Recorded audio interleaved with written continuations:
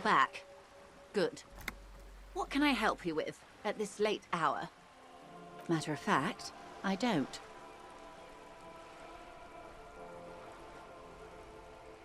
I have a medical condition of my own.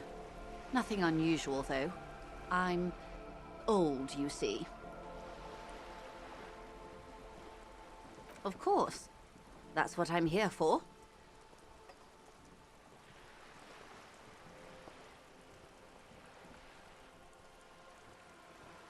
More lessons in basic reality? My favorite part of the day. Go ahead, ask me anything.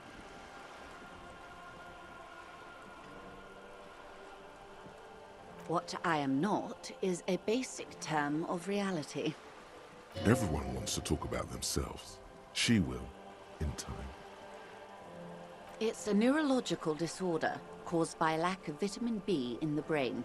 Symptoms include a retrograde amnesia. It's quite serious. You should get yourself checked out. She conveys it in short, cold bursts, trying not to invest too deeply in the condition of this doomed detective. In case he goes down later, souring the entire portfolio. It's not just me, Detective. All of Martinez has placed its chips on your success. I pray we've all bet wisely. Well, it's either bariatric surgery or long-term alcohol use. She nods slowly. What this boils down to is, this reality thing is stupid. Blow this joint, grab a bottle, and drain that shit right down your throat. Yes, and perform autoerotic asphyxiation on yourself with your funny necktie, out in the open somewhere. Yes, and lie about it too, to her.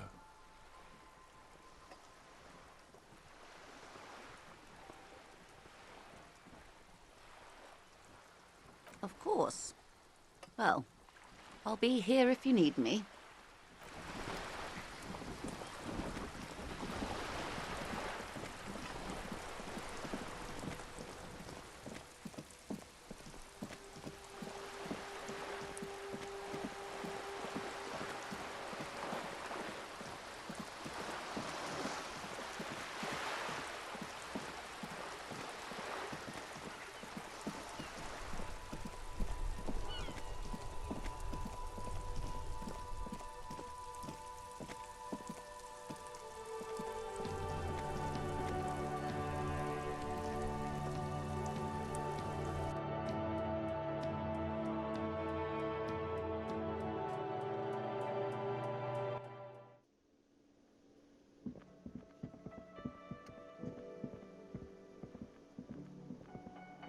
Can I help you? Another thing. Great. I love those. What are you, a cook now? That's none of your business.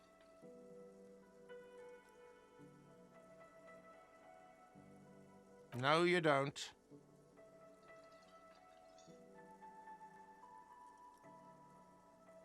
If you had a warrant, you'd be shoving it in my face right now. Besides, the RCM doesn't do search warrants. I know the law. You'll just have to wait for the kitchen to open, if you have to get in there, which you don't.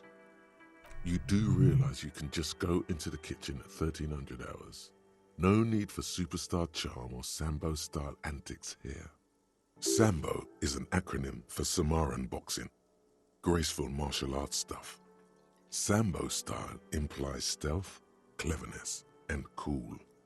Just letting you know. Yes? Do I have a shaker in my hand? Is this a shaker? He sounds irritated. And it's not a shaker. It's nothing. He's holding nothing.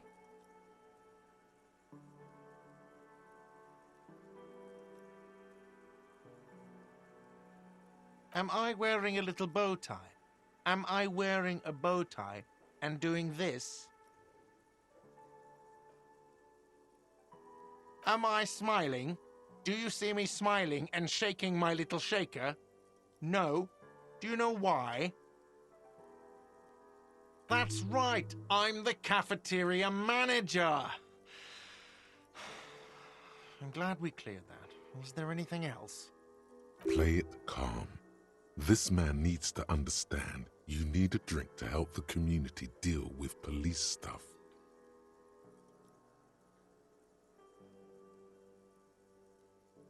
Oh, well, in that case, let me pour you a nice, big, refreshing marinella. Do you want that out of a glass or a pineapple? Don't be an imbecile. I'm not going to serve you a marinella. I have work to do and broken things to fix. If that was all, I'd like to return to it.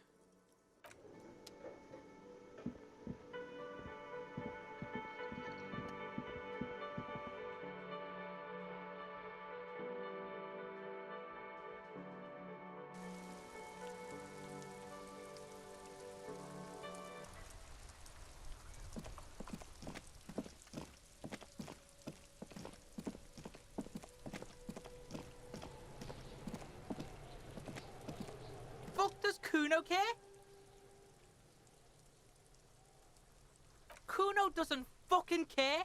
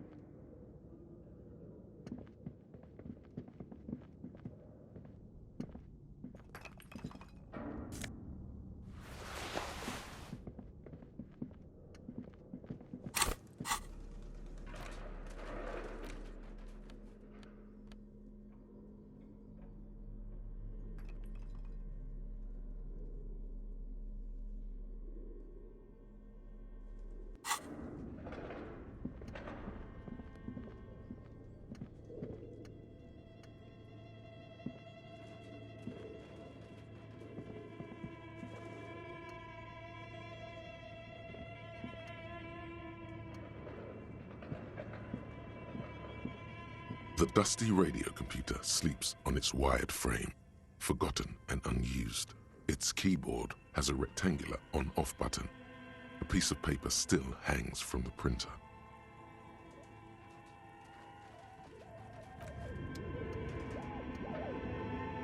This old fireplace is covered in lines drawn in blue and red marker, the mesh spreading over the stone like blood vessels on alabaster skin.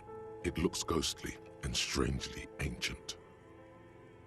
A diagram for summoning some time-forgotten being? The symbols seem very esoteric. The whole thing resembles Kadran mosaic tiles. Very pedantic. History classes, students with their textbooks open, studying the roots of our civilization. Those aquarelle blue tiles looked beautiful in the sun. Radio frequencies, it seems. UKV 123.6, UKV 123.7, UKV 123.9. Some written notes, too. Sparse and cryptic. Unclear. It looks like a cardiovascular system split into veins and capillaries. Very advanced. You think so? The web is comprised of radio stations. All lead back to one red heart, titled The Game Master Frequency. A note says, this one can listen in on any station it wants.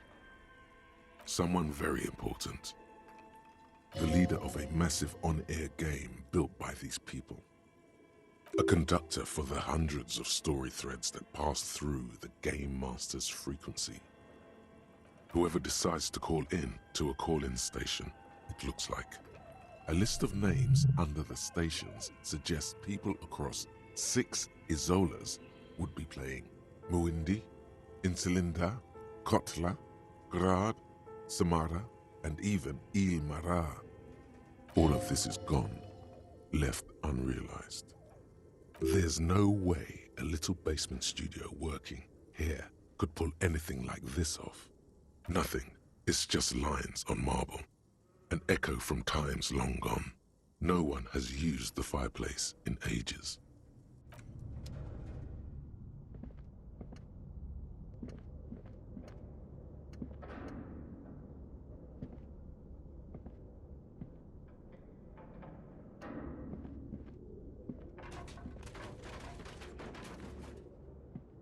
Your flashlight slides over an old green chalkboard covered in scribbles, sketches, and schemes like some ancient cave mural. Some of the writing has faded with age, but you can still make out sections here and there. Photos and drawings have been pinned to the board. These lithe, pointy-eared creatures appear to be different types of welkins. You make out autumnal candle welkins, casting wax-based magic. Translucent welkins, with organs shining under their skin, and even ether welkins, hailing from the vast emptiness of sidereal space. Who are all those creatures? Fantasies of a tortured, feverish mind? You should adopt one of those welkins as your persona.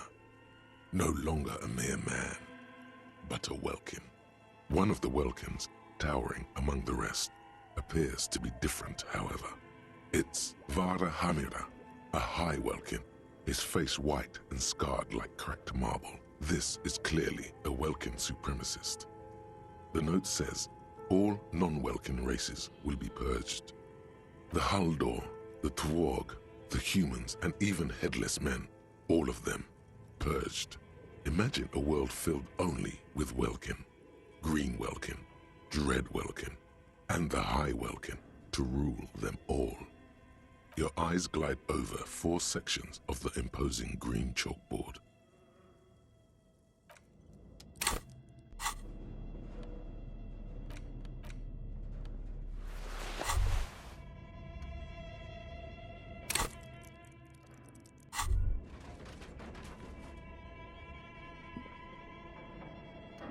Why does art inspire you so much? Is it? Yet your eye constantly seeks out the most critical side of any aesthetic confrontation. You follow the expressions of imagination and technical skill with curiosity. In short, art is the highest form of human communication, representation, narrative, emotion, and agency intertwined. Have you looked in the mirror lately? You have the exact features of a savage art critic. With that beard and those clothes, disheveled and prophetic. Perhaps you should try to critique architecture too? Of course not. It's autism, box drawing, masturbation with a ruler and a sextant or whatever they use. You should demean and criticize the genteel institution of architecture while extolling the virtues of the pure arts. Only the most experimental kind. Such vigor. Already you express a sharp, descriptive mind, ready to slice through the empty and superficial in favor of the sublime and the beautiful. Do it. Become the art cop. Half art critic, half cop. Quit being so indecisive. What are you going for here? Some kind of indecisive and camp aesthetic now? Strike a bold shape here. Go art or go home. Exactly. It's not only your duty to only catch the criminals off the street. you must also apprehend criminals of the printing press and the gallery, the trite and derivative artists and writers of the world. Go ahead and provide savage criticisms, art cop. The world is yours to rip to pieces and reassemble.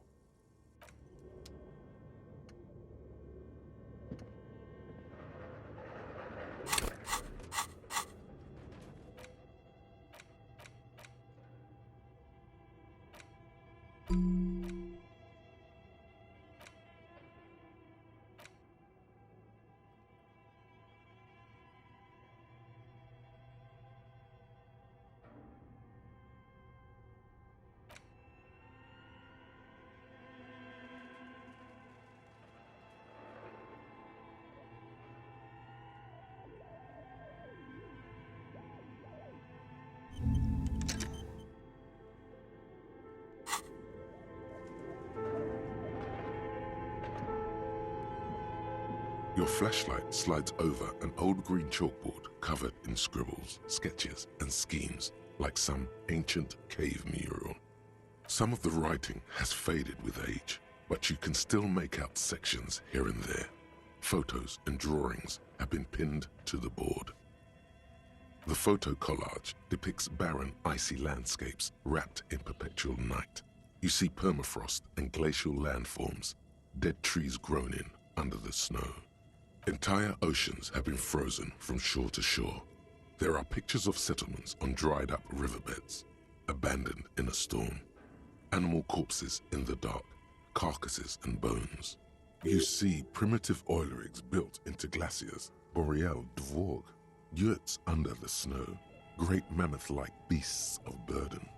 Albeit dark and cold, this vision also feels cozy in its own way, like eggnog or morphine, a much-needed respite from our own world.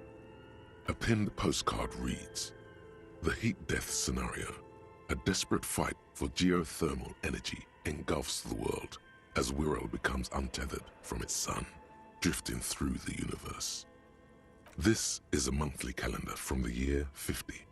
Cryptic words like sprint, daily minimi, and GPI span the marker-drawn grid, the grand scheme of production and money. Minimi stands for a mini-meeting. It's part of a bigger framework for managing work called RUN. Station 41 tried to implement it a few years ago, but failed. As time goes on, the numbers in the boxes grow rarer and rarer. The board becomes an empty snowfield in the final days. Only failure and regret dwell in this region. Looks like they didn't make it. A note in the bottom left corner of the chalkboard says, "See the prod schedule filament for details." The handwriting is only partly legible, but you can still make out 3 slogans: "Call in, tune out," "Wirral untethered," and "Heat death of the universe."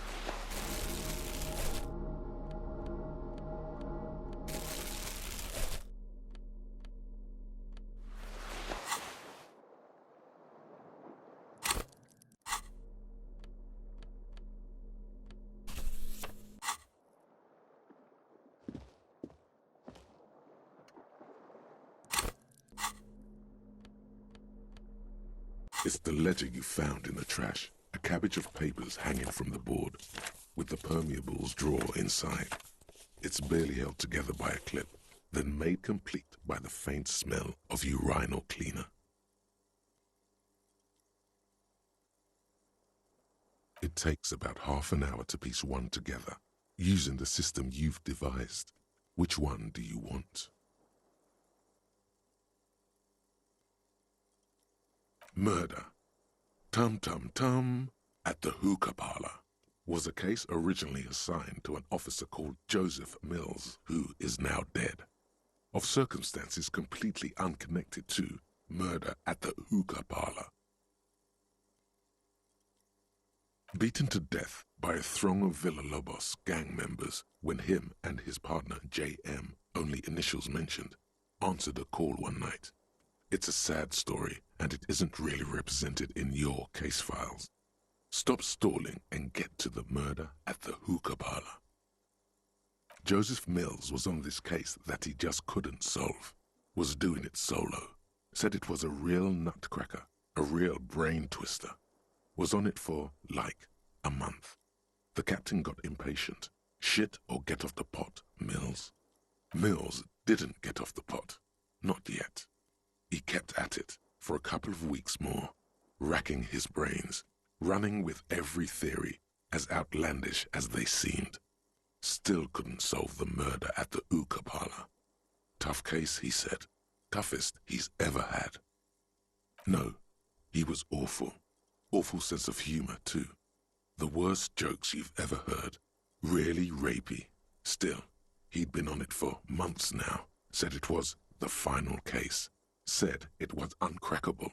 That murderer vanished into thin air. That goddamn Hookah parlour was all he talked about. Okay, so the case is handed to you because Mills isn't getting anywhere, and you look into it. Here's the setup. A young man is found dead in a hookah parlour. You know, those places where you go and smoke bubblegum-flavoured vapour all day. No, it's soot and water vapour. It doesn't do anything. Yeah, so anyway, young man in his 20s found with his skull busted open, right on the floor of the hookah parlour, in the middle of the day. No one else is in there. Only client that day. In perfect health, too. Some kind of movie producer. No one enters. No one exits. He's just sucking on his watermelon hookah all morning, all noon, like he usually does. He's a regular. No calls, nothing. Just sucking on the hookah until 15:45. Then bam, he's dead on the floor with his skull busted open, blood everywhere. What happened? How can it be? Mills has no idea. Invisible assassin. Movie deal gone sour.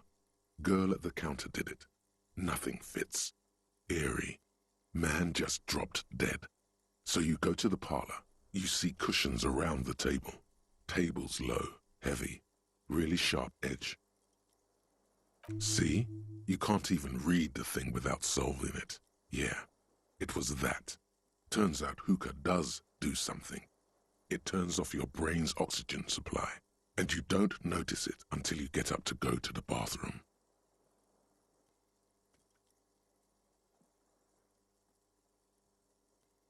Yeah, he liked his hookah. Stephen was his name. Smoking hookah. Didn't you hear? I don't know. Trying to come up with a movie script, maybe. Anyway, that was Murder at the Hookah parlour. Joseph Mills wasn't a good detective. And about 30 minutes has passed, piecing it together. Next. Not much has changed in the meanwhile. A bunch of sodden papers still sags from the clipboard.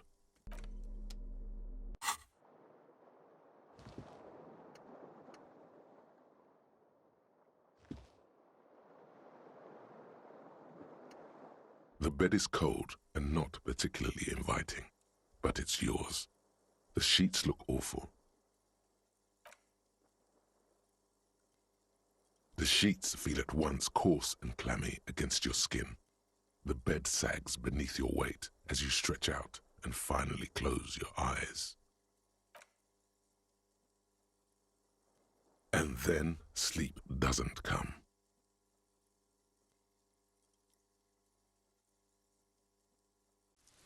And then sleep doesn't come.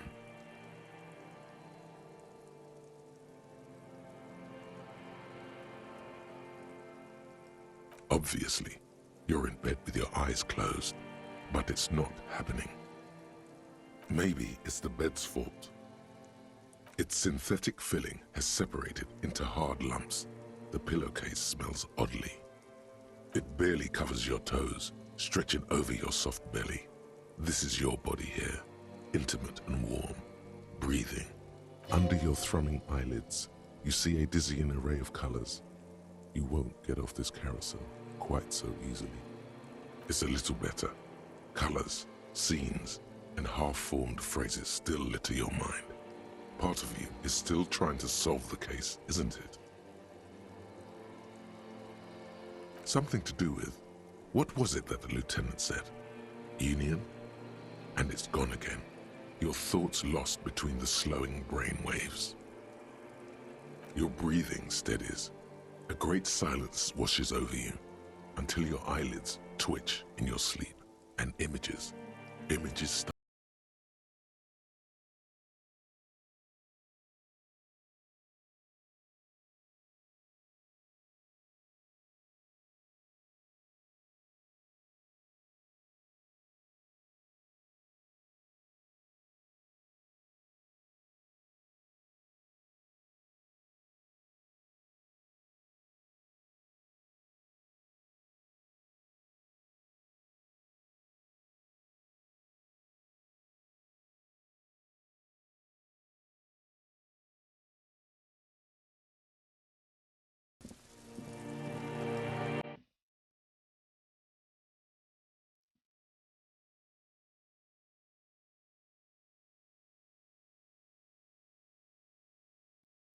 Do you remember the scent of your childhood?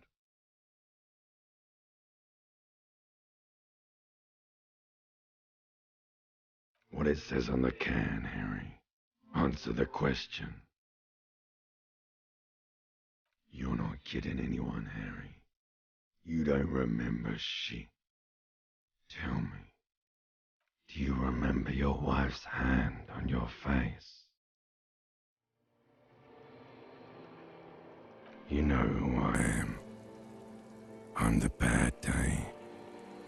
The one where you ask her, and then later in the streets, wandering. It's the worst day of all time, Harry dear. And it's coming. She will hear about it on the phone. Reality will turn into a grotesque nightmare. This will be the last thing you did to her. Tell me, do you remember the love of your life? Do you remember the warmth of her thighs, between her legs and in her mouth? That's right, funky baby. And you just stood there, one hand on the bottle and the other on your dick, watching her go. Let it all be dragged away from you. Tell me, where are your friends? Human beings have friends, Harry boy. Where the hell are yours? No, it's gone. 3 times gone and never coming back. You failed. You failed me. You failed Elysium. Everything. The pale and the useless. On the surface. The outer magnetosphere. Burning, furious truth. 8,000 years of written history. You really dropped the ball, Harry. 4.6 billion people. And you failed every single one of them. You really fucked up. No, Harry. You were just talking to yourself. That's all you ever do, even in your dreams. And the act is wearing thin. The spots of the disco ball fade around you.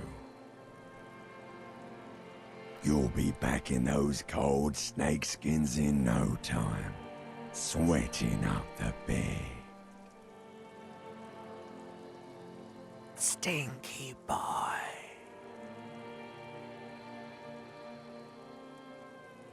You're not coming back from shit, thrashing around in that high conductivity state of yours, bumping into things and acting like a clown.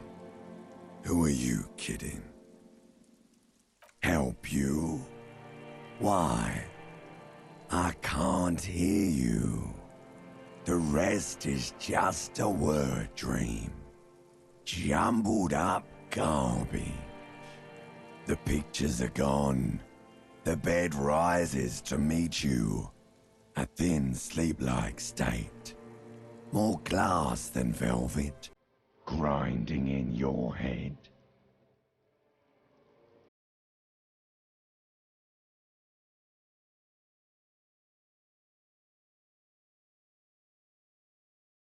So something is wrong.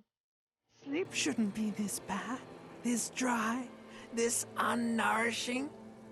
There's something wrong with your thoughts.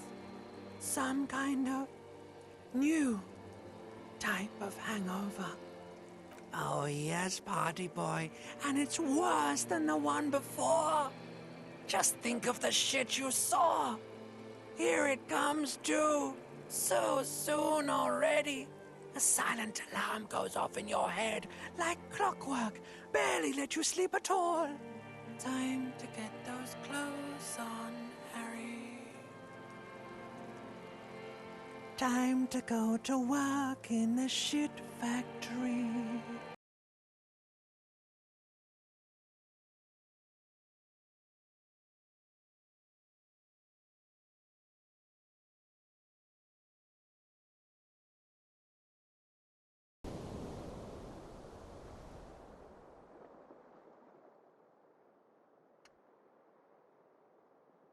Good going, buddy.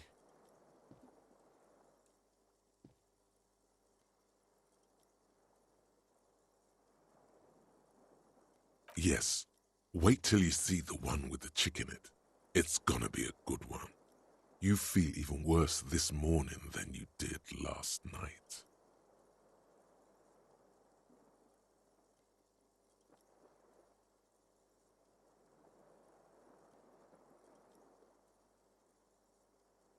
You don't know? You don't know? Some broad that messed you up. It'll come to you. It always does. You mean, why are you so tired? Too tired and down to even think? It is worrying, isn't it? You can't be a detective like this. Detectives need to be able to think. That's not really true. Your heart has finally pumped all the speed out of your system, Buster. Time to get some more. You're too weak to say no now. Waking up is the worst part. Maybe somewhere down the line you could decline. Speed is a potent central nervous system stimulant. It kept you propped up all day yesterday, despite your debilitating hangover. How else did you think you even got up from this floor? It's power, man. It's professionalism. It makes you feel like you're young again and ready to detect. Ready to go to war against the world. Are you sure? Ready to live as this pathetic shell of yourself for days? Basically, a week? Let's be honest, 2 weeks. Maybe 3. You won't make it. Half the town will be dead by then. You will be fired. Fast recovery, man. Quick turnaround. Super detective back in action.